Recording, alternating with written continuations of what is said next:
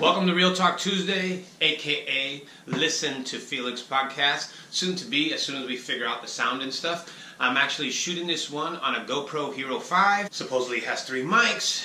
It edits all 3 sounds into one, and we'll see how this works out.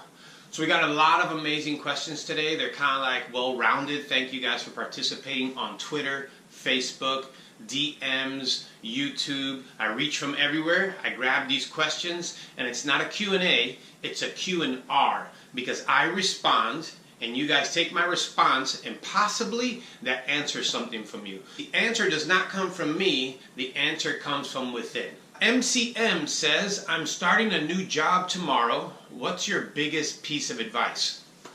This is amazing. I'm sure the job that you're applying for is not leader, because leadership is a description that fits every single position.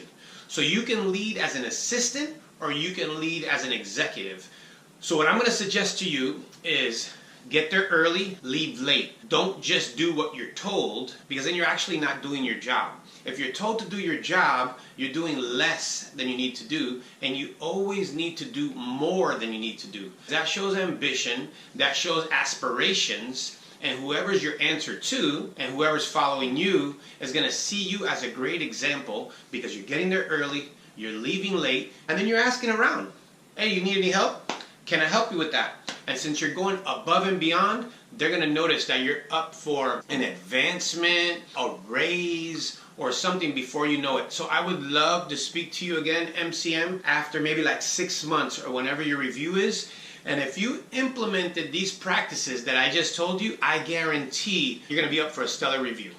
S. Brian, what was it like to watch Diego Najera grow into the man he is today, because his ammo part was amazing, going from rap music to Hispanic music, it was perfect. And also, how did you notice such a fine talent? Hope you have a great day, Felix. Thank you for all the great content as always. Thank you again, S. Brian. You're such a great participant in this community. I love how you're always commenting. I love how you're watching all these videos, and you make this possible, because honestly, Real Talk Tuesday is our show. I mean, all of our shows, not just me and Brian. I used to go to this trade show called ASR, and then there was other trade shows that came afterwards called Crossroads, started by Jamie Thomas. There used to be this little guy who would always be skating in the street course and all that stuff. He was never very little. He was always a little bit taller. But he had that very progressive, like kind of Brazilian style, we could say. And they have like kind of like this stance to him. And I used to watch him go back and forth, and I was like, wow, this dude's phenomenal. In the day of social media, it's easier to track people down, and found out that Diego was skating for his brother's board company, so respect there, family first always. I gave that some distance, but I kept an eye on him because I always was a fan of his skating. And then it seemed like his brother was putting the board brand on a shelf, and Diego was now a free agent. So we first met up at this OC Ramps, like little jam behind OC Ramps, and then he came up to stay with us for the weekend. And we started to just go out skating. It was like a really small movement ammo, but it was really forward thinking, because ammo was really a mentorship. See, from me to Javier Nunez, there's about a 10-year difference, and from Javier Nunez to Manny, there was a little less than a 10-year difference, and then from Manny to Diego, a little less than a 10-year difference. So the idea was each one teach one. So all of us are mentoring each other, and all of us are learning from each other. It was amazing to film that Diego part with him. It just seemed right to have a song that he chose, which was the rap song.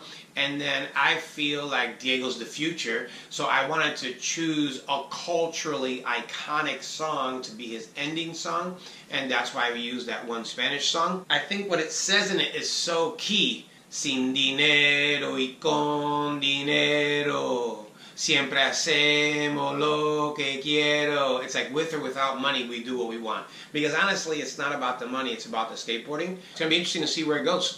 Next question. JC, is it ever too late to learn how to skate? Just asking, because most people learn how to skate when they're kids or teenagers. JC, check it out. I started kind of late, in my teens.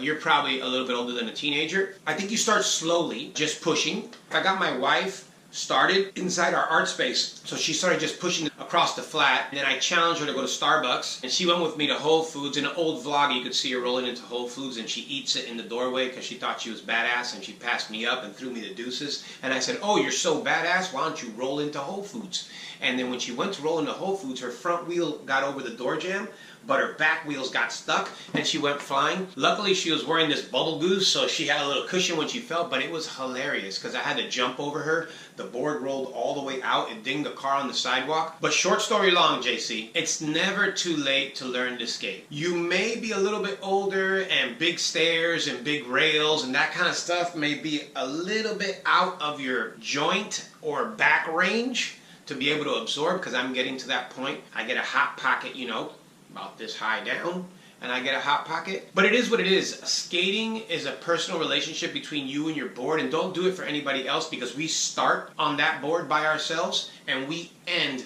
on that board by ourselves. So the whole time when you're skating, you're only doing it for one person. Sometimes, yeah, you get recognition, you get sponsors, you turn pro, you travel the world, whatever, that's beautiful. But you know what? It begins and it ends doing it for yourself. So start off just pushing. Be careful with your friends, because sometimes your friends, you know, for the laugh, like to gas you and like to see you try stuff that you're not ready to do. So in a weird way, this isn't literal, but it takes 1,000 times riding off one curb before you're ready to ride off 2 stairs. And if you take your time, you're going to have a great time skateboarding, because honestly, skateboarding is just rewarding rolling. I can't picture a day when I won't be able to roll. But the good thing is, we all end up rolling anyway. We end up rolling on a wheelchair, or we end up rolling in a casket. Birth to death, I'm going to be on 4 wheels, and I'm sure you're somewhere in between, JC. So just jump in there. I want to hear about it. I want to know what it's like on your adventure. Maybe start off with something a little bit bigger than a penny board. Penny boards seem interesting because they roll real smooth, but they're really skinny, so you don't have a lot of space for balance. You might want to start off with a bigger board, about 8 inches, 8.5, with some soft wheels. So it's forgiving on the cracks and wide enough for you to have some balance. And start off with your trucks a little bit tighter and slowly loosen them, because that'll improve your style and that'll improve your balance, and you'll be able to start carving. Looking forward to something, JC. Tag me with a video of the board that you bought and you rolling on it, okay? Deal? Deal. Dennis Duran says, do you still stay in touch or know whatever happened to Coco? And second question, do you have a favorite Gone story? Thanks, Felix. I am so embarrassed to say that I have not stayed in touch with Coco, but I do check in on people who have seen him. I should probably make a stronger effort. My friend Sorrow gave me the most recent stories that Coco was living with his family. He doesn't know if he's skating too much. Coco was so forward, such an impressive talent. When he moved from San Francisco to West New York, it was while I was living in New Jersey. He was familiar with Tommy Guerrero, and he joined our clique of skaters in the New York and New Jersey area, and Coco could ollie off a jump ramp, and he was really motivational, just bringing this loose Tommy G-esque style into our crew back then. It was right before Shut Skateboards, so it was probably mid-80s even. But last I heard, Coco went through some dependency issues and stuff that he's worked his way through. He's living with some family. Thank God he's still alive. Thank you for reminding me. I need to check in. As soon as I'm done with this vlog, I'm going to shoot an email to my friend Sorrow, and I'm going to see if I can find out what's going on with Coco. And the second part of your question was, do you have a favorite Gone story? I could do whole vlogs on Gons. He is one of the most impactful people in my career, from being my favorite skater, one of my best friends, being someone who I just don't see enough as an adult. It's so weird how you could be so close with somebody, live with somebody, and then eventually just drift apart and you just don't see each other. But it seems like as we get older, there's so much more stuff to do, so much less time to do it in. I honestly feel like it's like 30-second minutes and 12-hour days. Favorite Gone story? I'll give you this one short. It's not going to be the full version, but I'll give you the short version. So I was skating with Gons the day he made up nose blunts. I know this sounds crazy. The day he made up nose blunt slides, he had a jump ramp in his front yard, and he put a little 2x4 on top of the jump ramp, and he would ollie over the 2x4 into a nose blunt and then just hop in. And it was amazing because we were just starting to do blunts, and he had the idea that a disaster wasn't enough, that if you ollie past and ended up on your nose, because he was so forward with the switch stand skating that you could just go from your nose and nose blunt in. So that was pretty impressive that he did that in his driveway. When I was staying with him, I was actually sleeping in his brother's room. His brother had moved out, and That was my room, and then the other room was Jason Lee's, and then the other room was Mark's, and then the living room was everybody who stayed with us, whether it was Jovante, Randy Colvin, whoever, and they can testify to these nights. They were unbelievable. We would just go out skating at night, and there'd be nobody outside at all. It would just be us going crazy. So the day he made up nose blunt slides, he was ollieing as fast as he could up a sidewalk. He would put his foot on the nose pivot into the red part of the curb, and he would just start barking like, Wah! He pivoted off the red curb and landed with his four wheels on the street. And I was freaking out that he had even gotten that far. And I was going, you really think that this is going to take place? By the end of the night, he had so much control that he would ollie into nose blunt, bark along the red curb, and then and come off. He made his first one and just took off skating down the parking lot.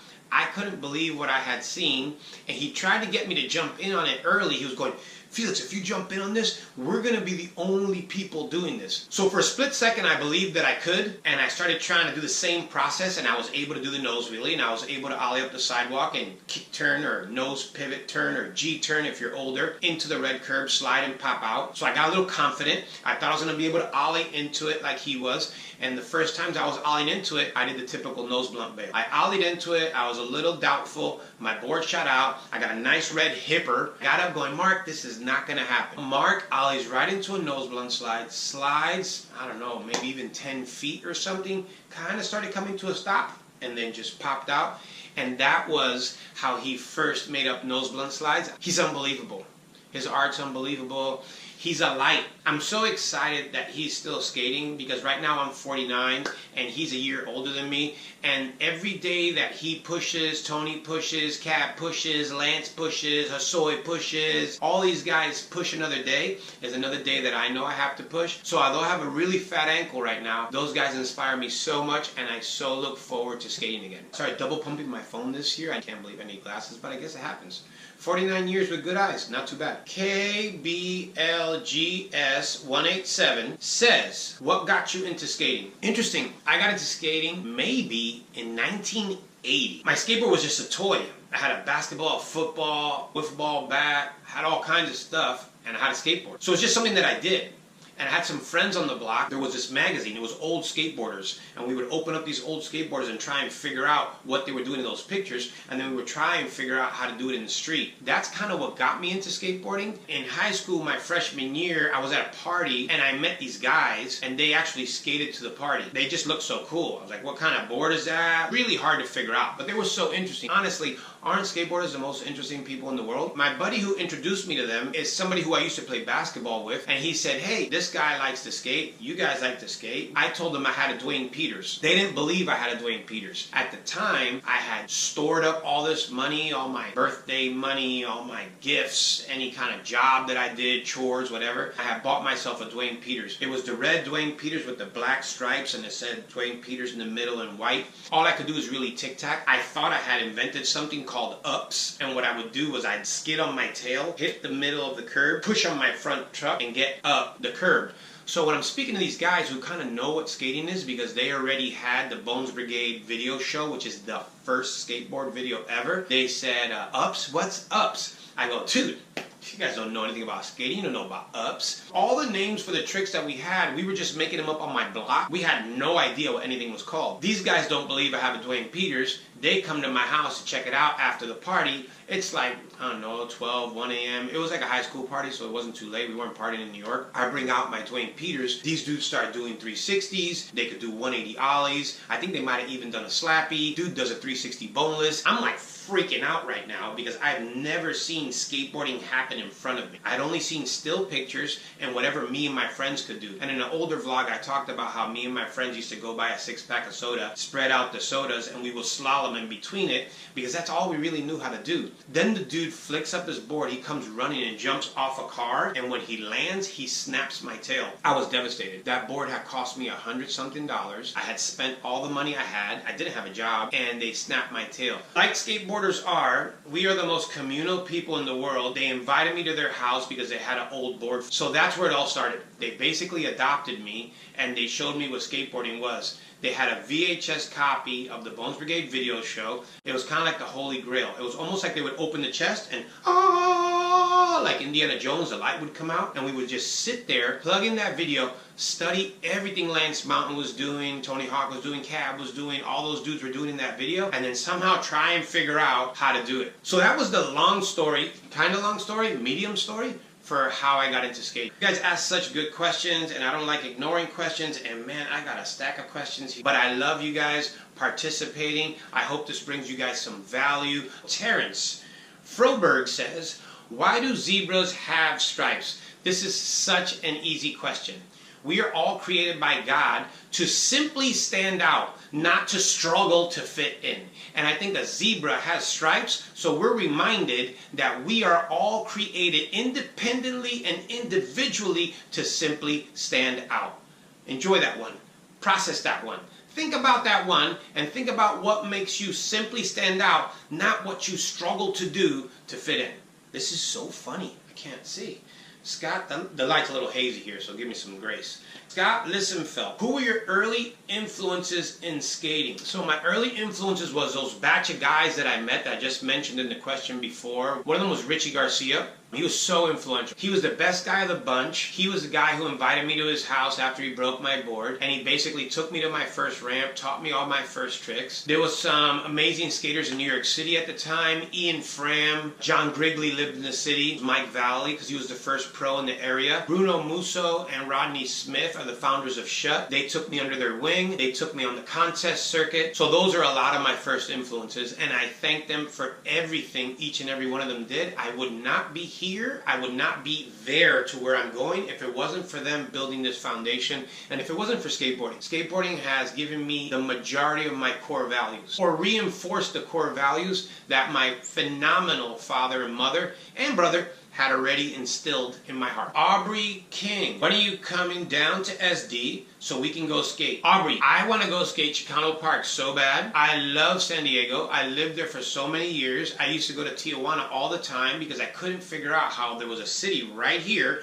and 35 miles down the road was another city and nobody would go to it. But my batch of friends when I first moved to San Diego didn't speak Spanish, and that kind of told me why they wouldn't go down there. So I went down there not only as a translator, but a pioneer for our scene to go down there and shred. I love San Diego. I think it's amazing. When I plan a trip, I'm going to shoot you a message. This was on Facebook. I'm going to shoot you a message, and maybe we can meet up at Chicano Skate Park and skate for a little while. I've been meaning to go to TJ because my buddy Julio De La Cruz runs a wood shop down there, and I want to go to his wood shop and see if I can find some new wood to actually make some more ammo skateboards. Mark Gordon says, why don't USA skate companies invest in overseas skate scenes? They do kinda. The dollar goes far in third world countries. Selling boards another country means more money for them. Doing demos helps amp the kids. The publicity will help convince consoles to build more parks for the good of skateboarding. Mark Gordon, I love your heart, and I've been to so many countries all over the world. I do think there's this belief that the U.S. runs skateboarding all over the world. I do believe, just like the local church, the local skate scene is responsible for its own scene. I love that we can show up to a local skate scene, interject some energy, some influence, but you know what? You can collect all the influence that's already online and show that to your local council as the effects that skateboarding is having in areas all over the world. Not just the effect that a few skateboarders showing up to your city might have for a spurt one day. You can show the trajectory of health, growth, and business, and all these statistics you can find online. You can contact IASK, the International Association of Skateboard Companies. I believe Josh Freeberg is the president, and he could feed you so much information. I think you're going to get a big boost of support when skateboarding goes to the Olympics, because I think that's just going to raise the level of respect and appreciation from the mainstream. I don't really think it matters for the core that it's going to the Olympics, except that maybe the core will get a little bit more money. When we ship product to these foreign countries, sometimes the taxes are so expensive and you make so little money on skateboards already that it's really difficult to build product in the US, ship it to Brazil, or ship it to South Africa. So a lot of people actually fly into the States. They get their orders pack them themselves, and it's cheaper to carry stuff back as luggage than it is to ship back and forth, because you can somehow beat the tax system. So I think the answer to your question more so is be about it in your own city, in your own scene, to the best of your ability. Let your scene influence the world. The last thing we ever thought was that Brazilian skateboarders were going to run the world, and they pretty much do. Here is this country which has a lot of poverty throughout and has a lot of just natural beauty, but the commitment of the Brazilian skateboarder and how forward they are in their thought process has produced the Bob Burnquists, the Luan Oliveira, Leticia Buffani, and so many, many more, Tiago Lemos, like so many men, Rodrigo TX. I could name forever all the Brazilian skateboarders that have changed the face of skateboarding. And I pretty much think they're probably going to win the gold medal as well. Not that I'm being like anti my country, but these guys are just so talented. And I think they're a phenomenal example of how a country can create its own scene that's going to be so strong that it's going to infiltrate and penetrate the global landscape and really make everyone look to Brazil as a leader. And whatever country you have in the back of your mind, I think it has the same potential. You know what I'm saying? South Africa, Moses Adams and his little brother Alan Adams. There's just standout people in every country. I think we have to first look inward before we look outward. And when we look inward, we make sure we're rock solid and our circle's rock solid, I think that influence is going to spread outward and your scene will be totally perfect, whatever country it is, first, second, third, or fourth world country. Long story short, or short story long. Biff Wiffle on Twitter says, when was the last time you watched Genesis? I read Genesis before I watched Genesis recently. No, I'm kidding. I haven't watched Genesis in a long time. I don't really watch myself skating that much. I keep my eyes on the future. I called the video Genesis because Genesis is kind of like a beginning in the Bible. So I'm always online seeing like the new kids, and I'm really interested in where skateboarding is going. Not so much so where skateboarding has been. I respect it, and I'm more excited about what I can do in the future than what I've done in the past. Although I think Genesis was one of the highlights of my career. Not on a board, so much so as creating. The montages, the music selection, the people I worked with have been so influential in developing not only the skateboard culture, but outside the skateboard culture. My partner in rhythm, Jose Gomez, has won an Emmy for his work on television. Ty Evans is the most phenomenal skateboard filmmaker in the world. I may watch it right after this, just to trip out and get inspired. Thank you for reaching out. Genesis impacted me so deeply, as you could tell. Genesis is the marker that I hold everything that I do to. So everything has to be Genesis or greater. Because as a creative, you always have your creative highlight. Although I was never a break dancer, I have a break dancer mentality. So whatever the last creative move is, I want to top that. And whether it's mine or somebody else's or whatever, because as a creative, we just put it out there for everybody to judge, right? And then you take what you can, criticism or compliments, and then you build the next time. And hopefully we're all picking each other up instead of tearing each other down, because then the creativity level keeps growing. As a skater, you have to be a creator and not a taker. Because if everyone is to take, nothing grows. But if everyone is to give and create, skateboarding keeps growing and it keeps becoming this phenomenal life-giving thing that it is right now. And the second part, are you hip to the Photoshop thread of you? And it's on this vlog that I didn't name because I don't really delve in darkness. I'm a light, and light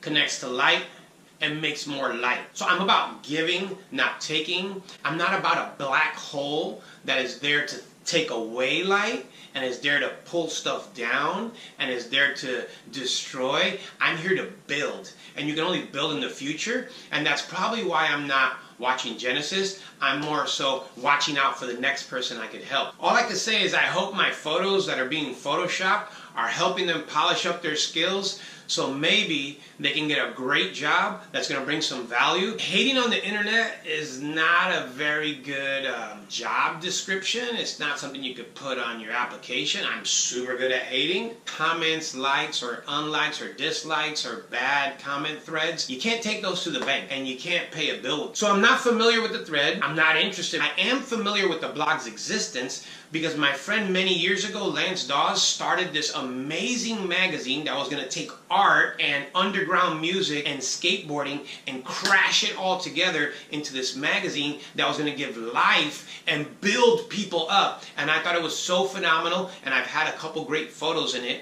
And then somebody in the future started a website for it, because then came the net. And then that website had a forum, and then the forum was amazing. It could honestly create jobs, but it slowly took a turn for the worse, where it became a place for cowards to hide behind a computer and rip and tear people down instead of speaking to each other and building people up. So the weird thing is, I may think that that forum not only is such a black hole that it's pulling all these people into darkness, I think it ate up the magazine. And I think we lost this beautiful magazine because of a crappy forum. So my thoughts on that forum is I don't think about that forum. My thoughts on ripping on people online, I don't got time for that because I'm too busy building people up. That's my thoughts on those forums. That's my thoughts on my photos being photoshopped. I'm a real dude right here. This is me. This vlog is me.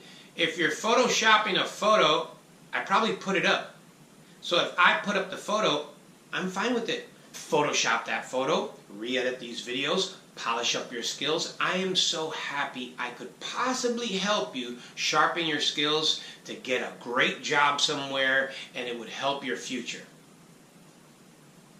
So I'm going to see you guys next week, Real Talk Tuesday. You guys can add questions beneath this video because I want to keep this flowing. Unfortunately, I don't know if this sound's going to be good enough to be able to turn this into the Listen to Felix podcast. I love that the questions are more and more eclectic. I love the work question. I love the past questions. I love questions about the future. And I so look forward to building this community with you guys. Thank you for subscribing. Thank you for the likes. Thank you for participating, the comments, and everything. And until next time, remember always, better days ahead.